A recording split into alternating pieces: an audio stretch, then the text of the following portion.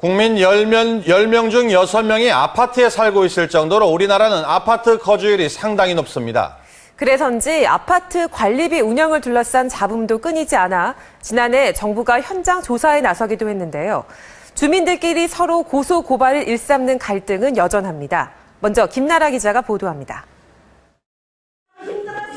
5,600세대가 입주한 한 대형 아파트 단지 입주자 회의. 동대표 중 한 명이 앞으로 나와 확성기를 들더니 입주자회 회장에게 거칠게 외칩니다. 자, 입주민 여러분, 이 회장이 지금 독선으로. 갈등의 발단은 지난해 서울시 조사로 드러난 관리업체 비리 때문.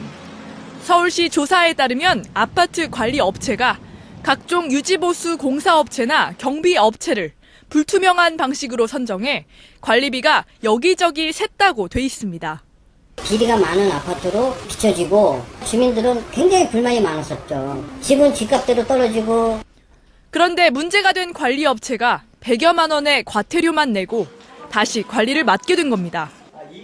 관리업체를 선정했던 예전 입주자회와 새 입주자회는 서로 상대방 탓을 하며 대립하고 있습니다.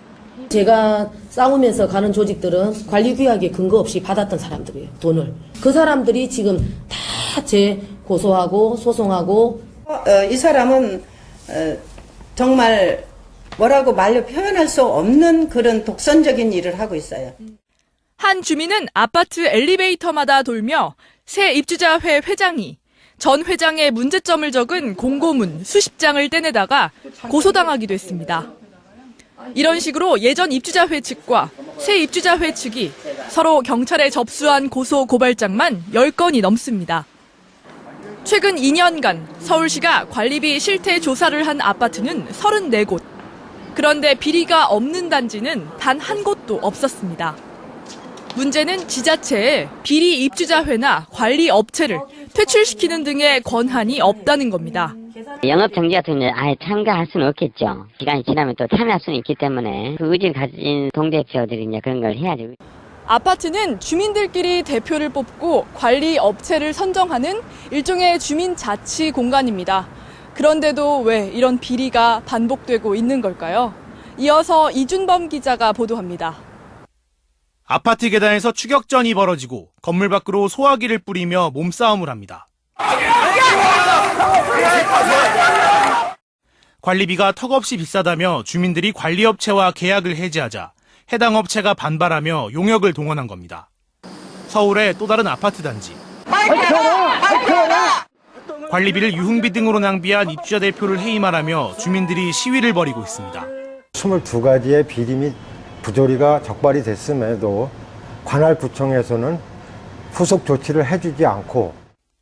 이렇듯 온갖 아파트 관리비 민원은 지난해 11,000건을 넘어섰고 관리비를 놓고 벌이는 소송도 3천여 건에 이릅니다. 지난해 아파트 관리비 비리로 경찰에 입건된 사람 절반 가까이가 주민 대표들이었습니다. 대단지 기준인 1,000세대 아파트만 봐도 1년 관리비 규모는 20억 원 정도. 우리나라 전체 아파트 860만 가구의 한 해 관리비 규모는 12조 원대에 달합니다. 이 큰 돈이 아파트 입주자회의나 이들이 정한 관리업체의 소수 임원에게 회계 감시 없이 맡겨지는 게 가장 큰 문제입니다. 10명의 동대표 중 6명만 의기투합하면 수십억의 돈을 마음대로 집행할 수 있고 그렇기 때문에 비리가 발생하거든요. 서울 노원구에 있는 2,000세대 규모의 아파트 단지. 관리비 때문에 3년이나 소송을 벌였지만 지금은 갈등이 사라졌습니다. 입주자 대표회의를 감시하는 주민단체를 꾸려 활동 내용을 투명하게 공개하자 가구당 월 2만 원씩 관리비가 더 줄었습니다.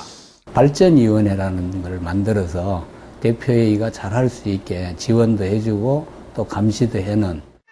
정부는 올해부터 관리비 세부 내역 공개를 의무화하고 내년부터는 300가구 넘는 아파트는 반드시 외부 감사를 받도록 했습니다. 하지만 무엇보다도 내가 낸 관리비가 어떻게 쓰이고 있는지에 대한 주민들의 적극적인 관심이 없다면 관리비 문제는 되풀이될 수밖에 없다는 게 전문가들의 지적입니다. MBC 뉴스 이준범입니다.